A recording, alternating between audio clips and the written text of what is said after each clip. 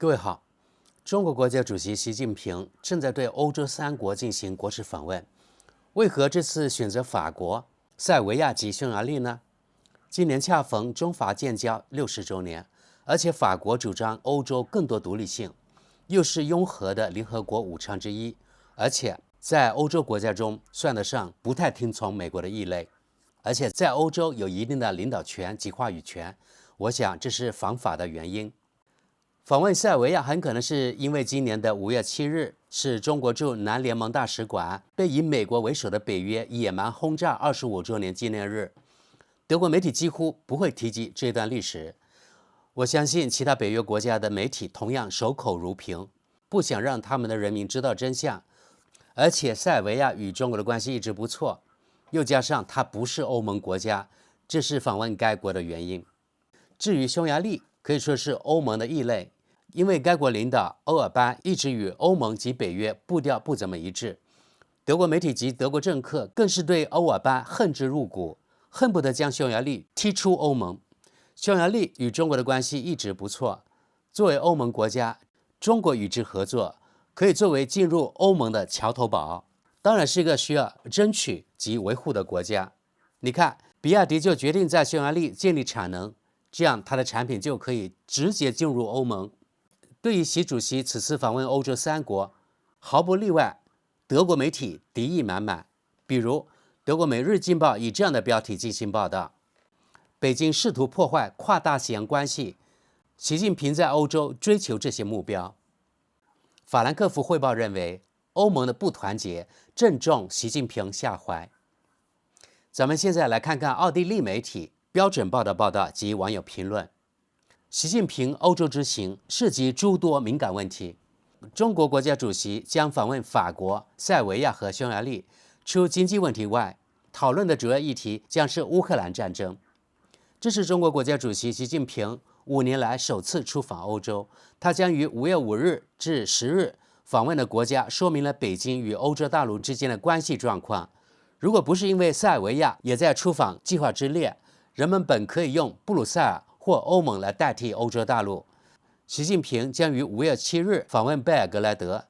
巧合的是，这一天也恰好是中国大使馆被炸25周年纪念日。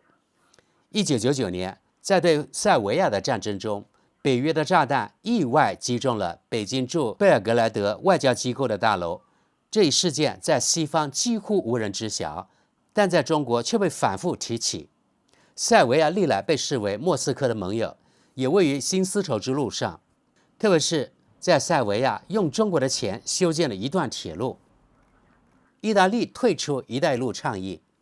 2019年，习近平上次出访欧洲时，意大利仍在中国国家主席的行程中。在新任政府首脑乔治亚·梅洛尼的领导下，意大利正式退出了这一中国的重大项目，大概是迫于华盛顿的压力。相反，匈牙利却被列入了这一计划。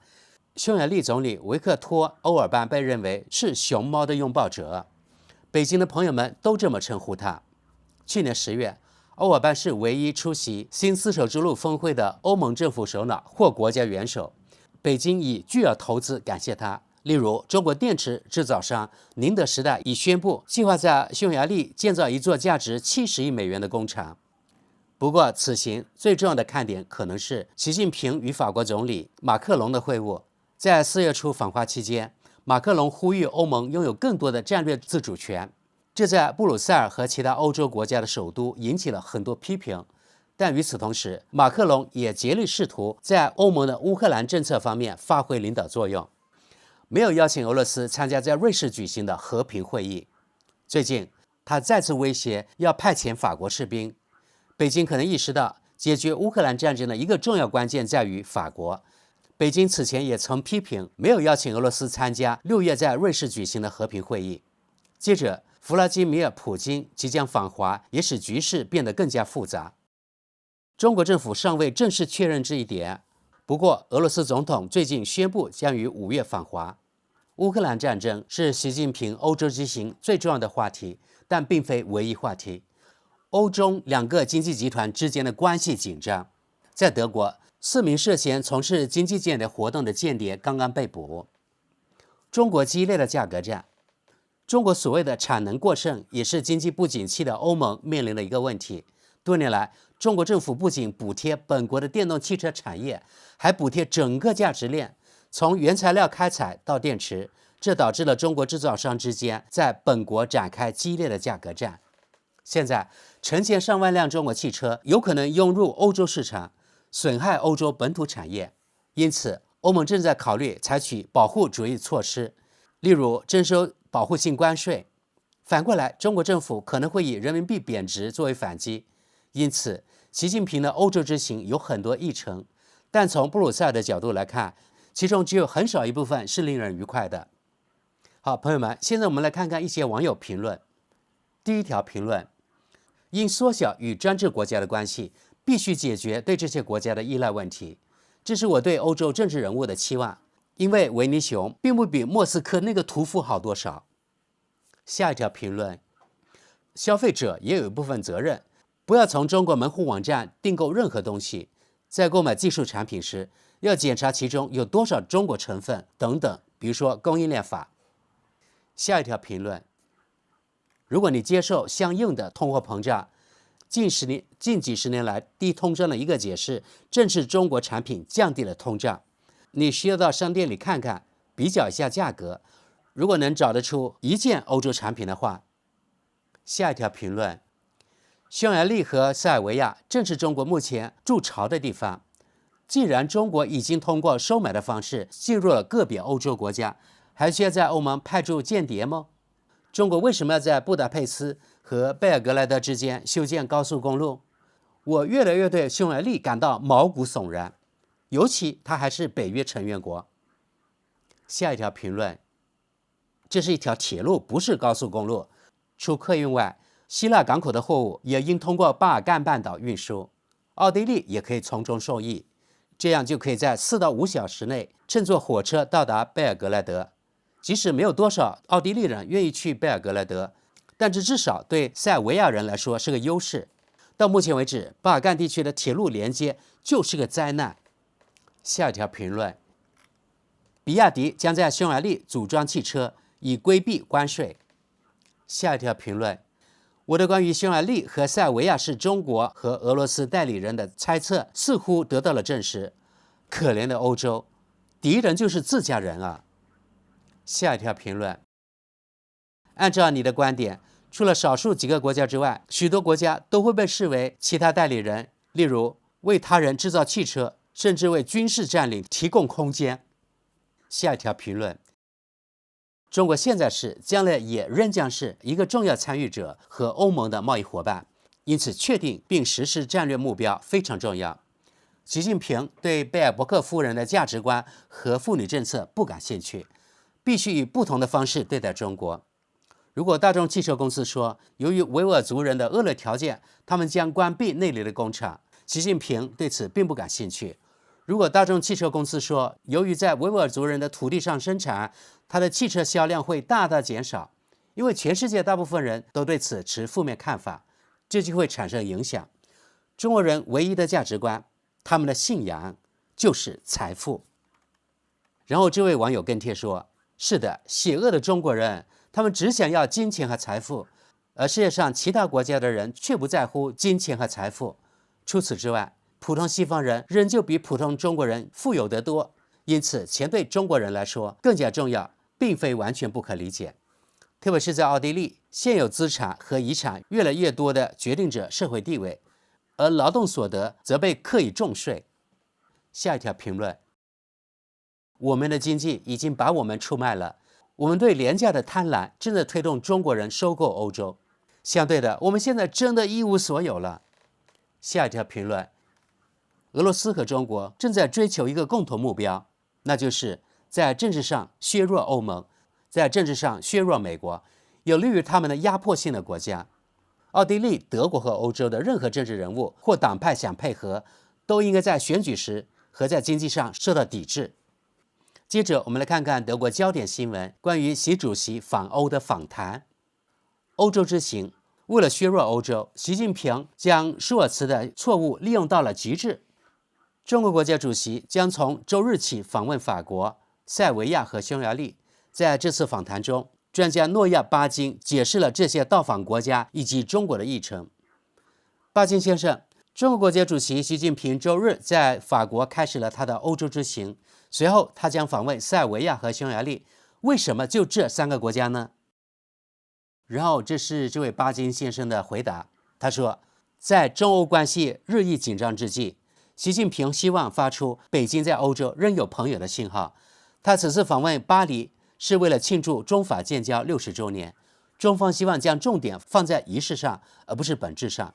塞尔维亚和匈牙利可能是欧洲对中国批评最少的2个国家，他们拒绝在经济关系中降低风险，其他欧洲国家目前正在这样做。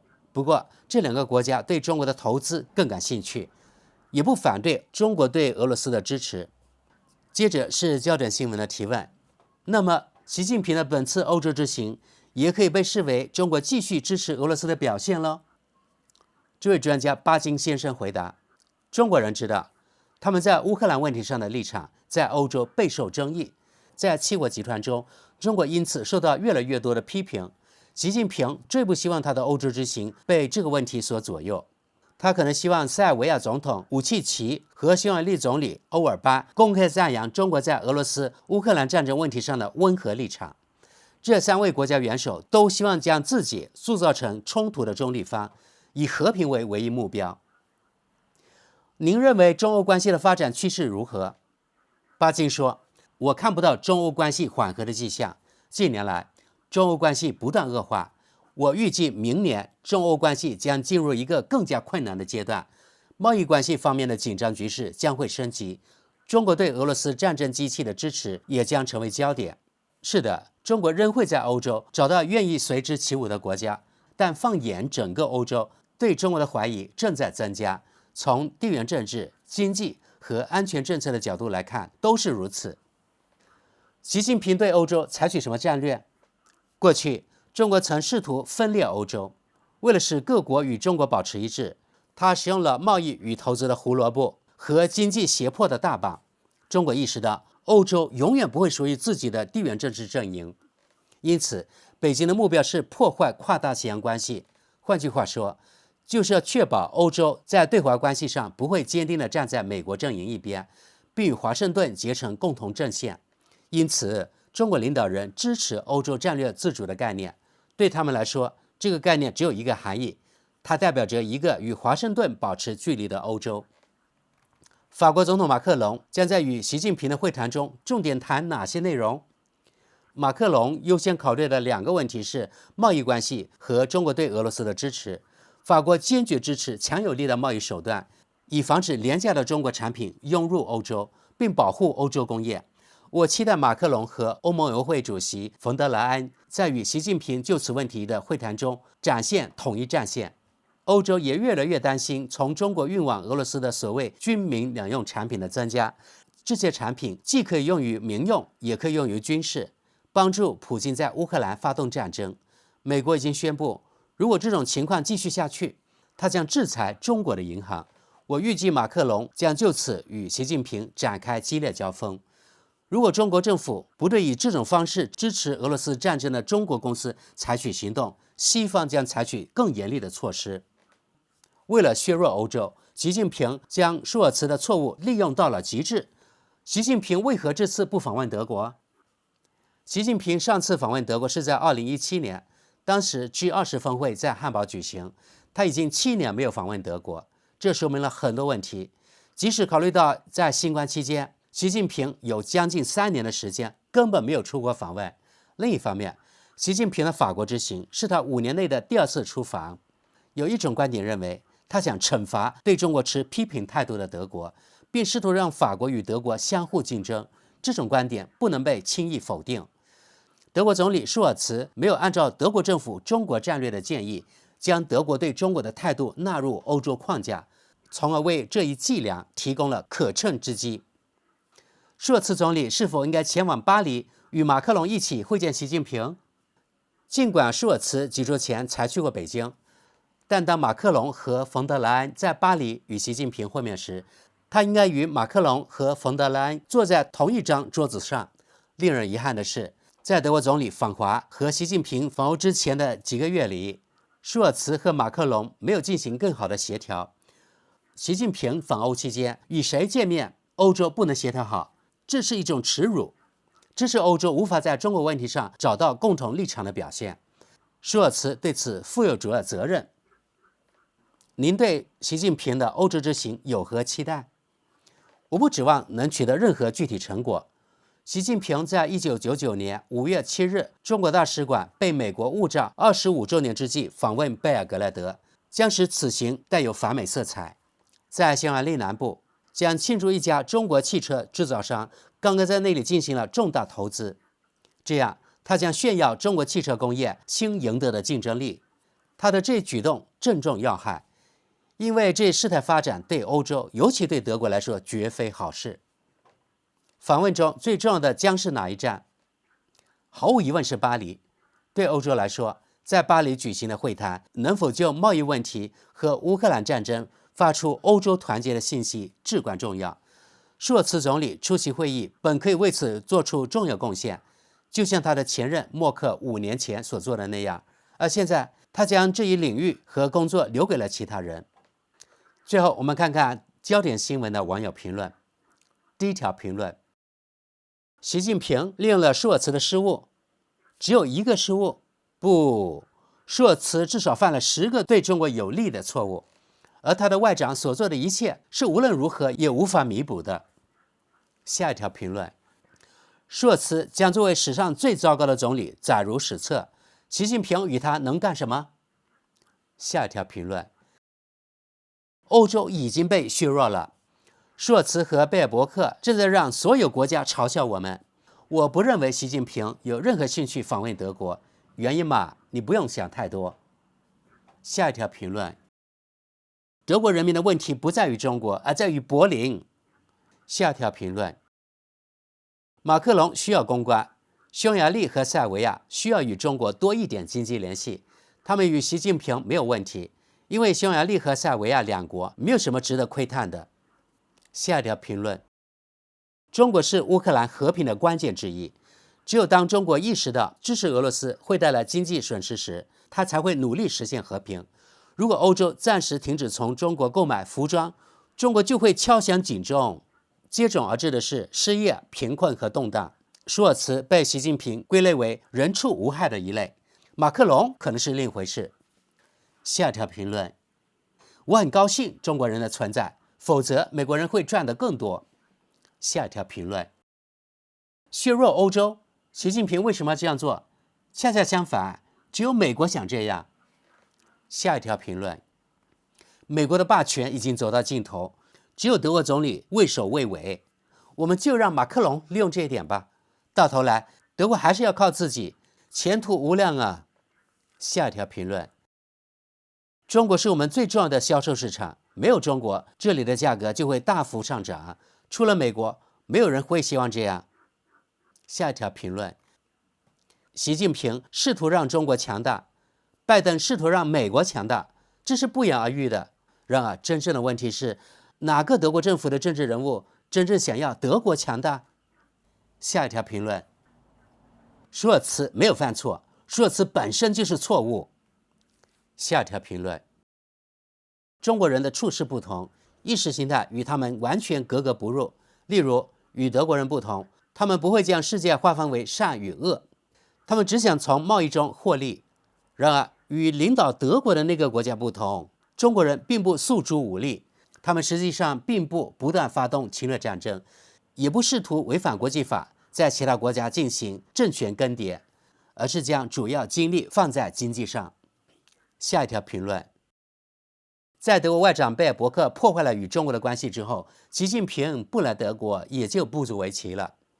下一条评论：德国和欧洲，或者说是企业，多年前犯了一个大错，将产能迁往中国，或在中国生产，从而使中国变得强大，就像他们通过天然气和石油供应加强了俄罗斯一样。我们不应该与这两个国家做任何大生意，但消费者也有部分责任，他们总希望一切都变得越来越便宜，而不是改变思维，加强德国本土经济。下一条评论：如果我们与中国发生贸易争端，我们将面临50%的通货膨胀，但工资不涨。